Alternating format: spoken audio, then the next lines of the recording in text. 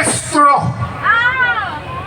At ngayong araw na ito, ang ating lektura Ito po ay tungkol sa katotohanan na tayo ay mga Pilipino, hindi tayo kalo. Ang ilong natin ay pango.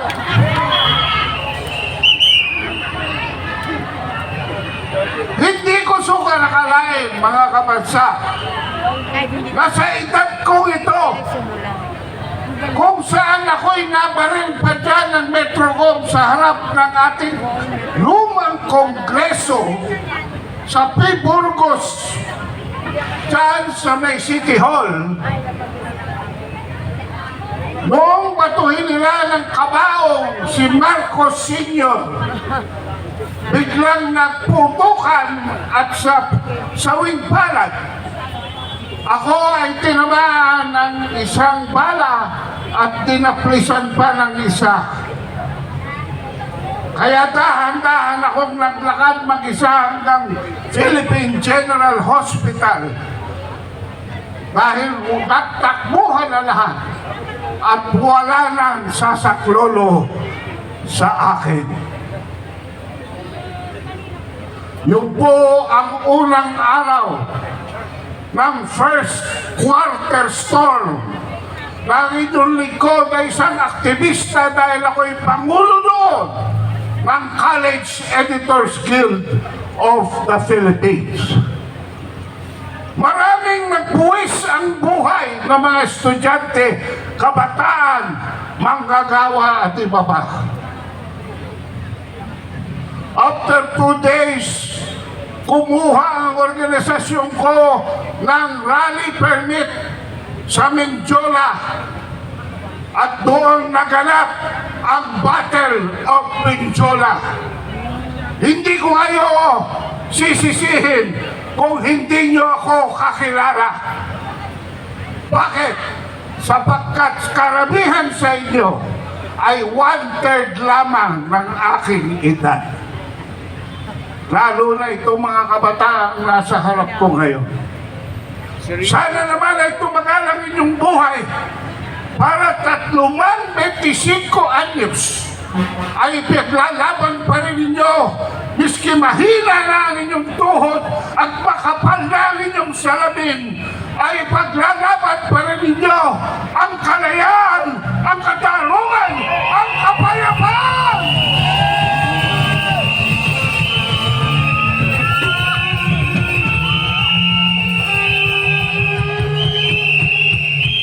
Binutol nila ang mga magsasaka. Wala tayong ginawa dahil hindi tayo magsasaka. Kinalimutan nila mga mangingisda at ang inasikaso nila ay ang pag-provoke sa China sa isang gera na wala namang may gusto. Wala tayong ginawa dahil hindi naman tayo mangingisda. Doon sa ibang nakikinig na wala rito sa Liwasang Bonifacio at sa Davao City, nilusog nila ang KOJC. Wala ka pa kayong ginagawa dahil hindi kayo KOJC.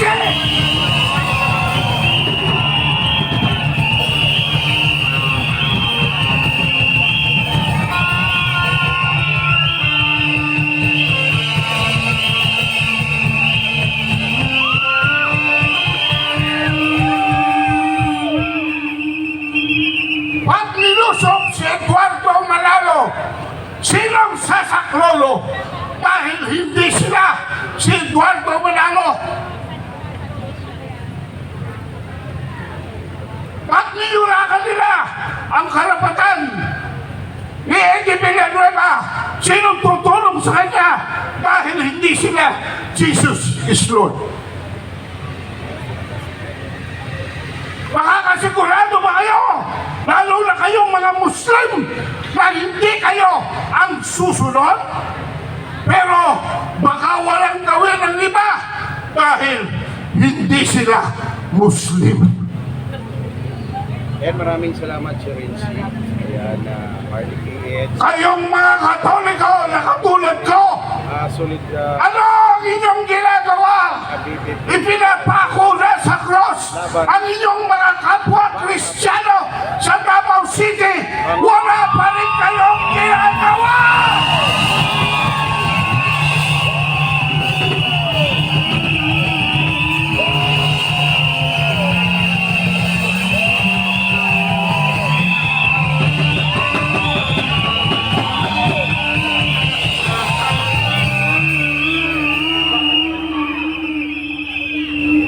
Ako'y nangangamba dahil baka ngayong gabi ay sunduin na nila ako at wala kayo dahil nag-iisa lamang ako. Yan ang feeling ngayon ng bawat Pilipino na sa sarili nilang gobyerno na niluklok nila ay wala silang maasahan. Dahil sa lahat ng pinangako sa visyon ng kanyang ama, Marcos Sr., balance sa agro-industrial economy, continuation ng nationalization ng power industry dahil sobrang ang taas ng Meralco.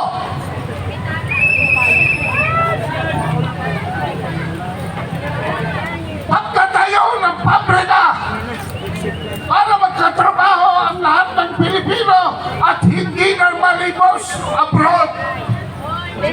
Ano ang nangyayari sa bansa natin ngayon? Kung ambisyon ng sarili niyang ama ay binudol niya, nagtataka pa ba tayo kung bakit binubudol niya ang mga Duterte? Hindi na. Dahil wala naman talaga siyang simpatya. Wala siyang pag-ibig sa bawat isa sa atin. Wala siyang paglingon sa kanyang pinanggalingan. At ang hindi lumilingon sa kanyang pinanggalingan, maaaring bukas mawala na siya.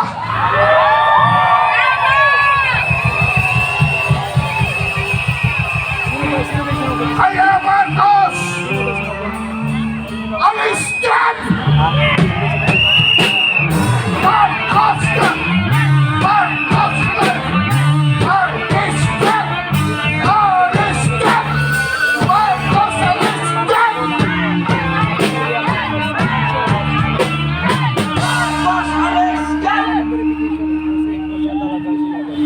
Pero maraming lumalabas na mukhang siyang sinabi. Bawat Pilipino may isang pinangangalagaang pananampalataya. At ito ay sa pagbigkas ng ating pambansang bayani, Jose Rizal, nang hindi tumitingin sa kanyang pinanggalingan.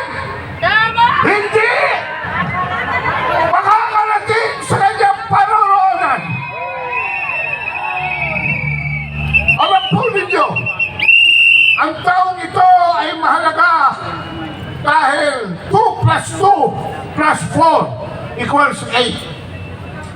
Sa Hebrew numerology, yan po ang taon ng ating Panginoong Jesus at ang kanyang Good Friday. Ito po ang pinagdaranasan natin lahat ngayon. Kaya tayo'y mangilin. Humingi tayo ng tawad sa Panginoon Diyos.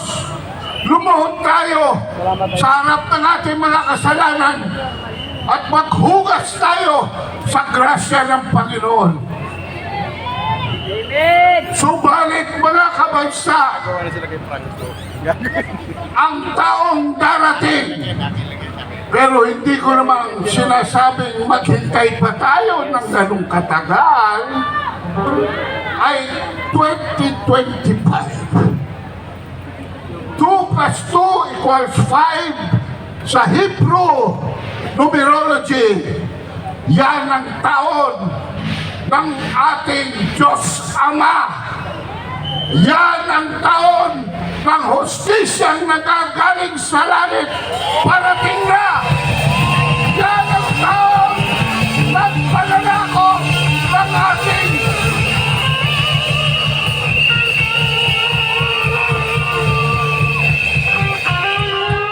Yan ang taon ng pananakop.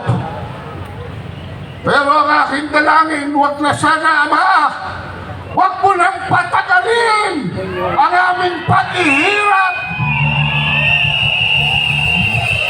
Dahil maraming nagugutom ngayon na ating mga kapatid, kamag-anak, na mamamayang Pilipino, hindi lahat ay may pasahe papunta sa Liwasang Bonifacio.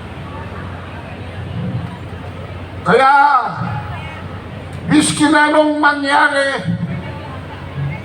ipangako natin sa isa't isa, sa nasa kaliwa mo at nasa kanan mo, na ikaw, kaibigan, ipagtatanggol kita.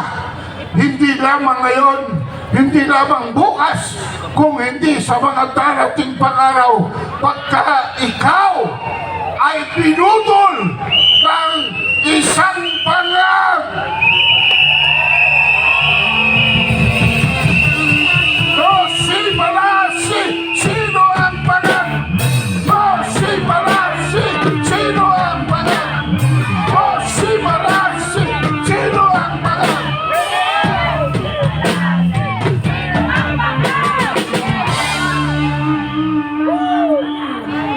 Mga magulang, mga kapatid, mga kababayan, makasasalay sa inyong mga kamay ang hinaharap ng bansang Pilipinas. Klarong-klaro na ang ating Pangulo ay out of control. Wala na siyang sa tamang huwisyo. Mali na ang kanyang hulog. Bakit? Sapagkat siya ay nagpapakatuta sa isang banyagang pwersa na ayaw nang pumasok ang progreso dito sa ating bayan. Alam niyo ba na mula noong February 2, 2023, wala nang pumapasok na investments. Wala na. Pati ang koleksyon sa buwis, wala na. Ang gobyernong ito ay wala ng pambayad sa mga sweldo ng mga kawani sa gobyerno, kaya ninanakaw na nila ang pribadong yaman ng PhilHealth.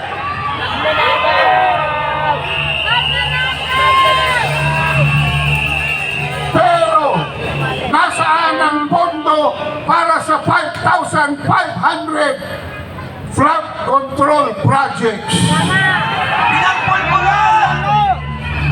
Ibinili na ng pulburon! Babalitaan ko ngayong hapong ito na nagbahala sa NAIA. Alam niyo ba yun? Yes.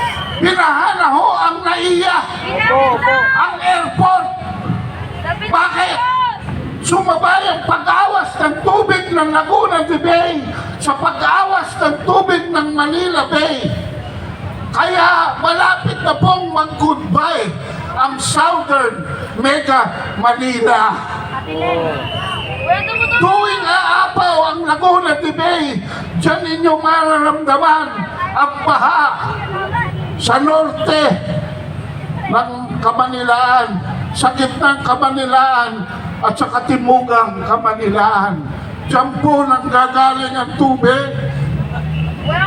Itinurn over po ni Presidente Duterte ang 77 pumping stations ng maayos dito kay Marcos Jr. sa 6 na taon ni Duterte. Pagod na pagod silang linisin ang 3 river systems dito sa Mega Manila. Pero wala pang 2 taon na wala kasi ang budget, nagbara sa basura ang mga ilog at nabulunan ang 77 pumping station. Yan, mga vloggers, ang report ninyo sa mainstream media dahil hindi nyo mababasa yan sa mainstream media. Mula pa po, noong 2009, pinag-aaralan ko na ang pagbaha dito sa Metro Manila. In fact, sumulat ako ng isang libro ukol dyan. Kaya hinahamon ko, sino mang gagong senador, sino mang gagong kongresista ng debate tungkol sa Metro Manila flooding, wala kayong alam! Wala kayong alam! Wala kayong alam! Wala kayong alam! Wala kayong alam! Hinahamon ko ang lahat ng senador at lahat ng kongresista ng debate tungkol sa South China Sea at kung bakit nag-uupugan ang ating mga Coast Guard dyan. Wala kayong alam! Wala kayong alam! Wala kayong alam! Wala kayong alam!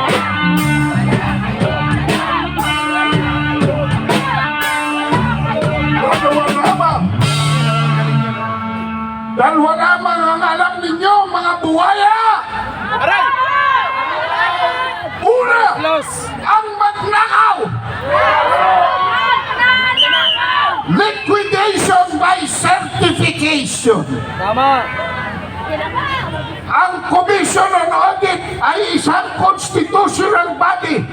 Bakit ang Kongreso ay nasa ibabaw ng COA? Lahat ng gastos ng taong gobyerno dapat ino-audit ng COA. Dapat may resibo.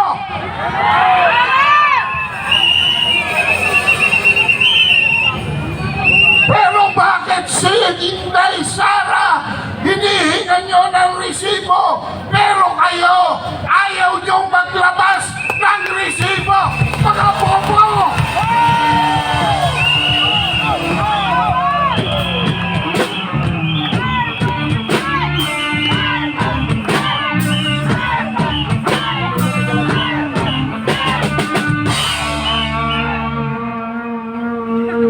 Pero kayo natutuwa. Dahil pag tinuloy nila ang plano nilang i-impeach si Sara Duterte, magkakaroon tayo ng pagkakataong lusubin ang batas at pambansa at umupo sa kanilang pagkasinga!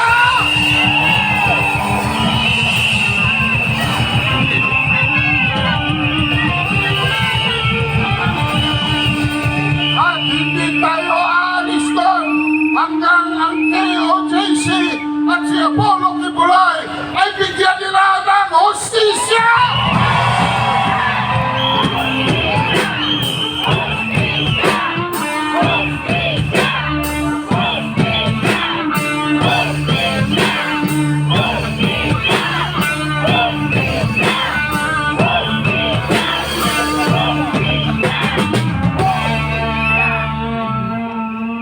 Tatapusin ko po ito sa pag-iimbita sa inyo. Yan, sa taon sa Bukas, dapat narito pa rin kayo. Alam nyo ba sa edad kong ito, pang-4 na araw ko na ito? Eh kayo, bata pa kaysa sa akin, kaya bumalik kayo bukas. Dahil tuloy-tuloy po tayo hanggat ang ating numero ay kumamal ng pwersa para buwagin ang Malacanang!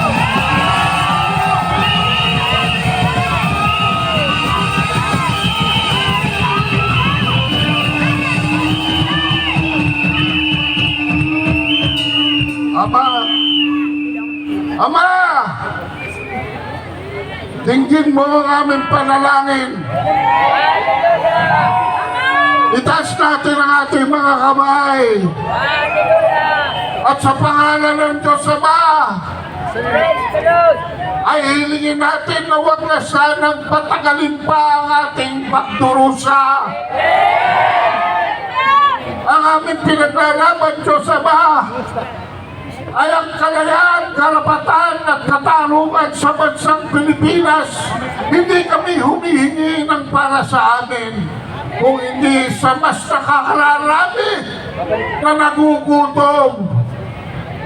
25% po ng aming populasyon o kulang-kulang na 30 milyones ang minsan na lamang kumakain. Ang presyo ng bilihin hindi naabot ng aming tustusin. Hirap na ang aming mga magulang para kami ay hatid sa eskwela at bayaran ng aming mga pangangailangan. Kaya Ama, bukod sa bubong sa aming tuktok, damit sa likod ng aming balat, bigyan mo kami ng sapat na grasya para ang aming mga mamamayan ay makakain man lang miski 2 beses isang araw. At pagpalain mo kami habang kami ay lumuluhod sa iyong harapan upang humingi ng hostisya para sa sambayanang Pilipino. Maraming salamat po!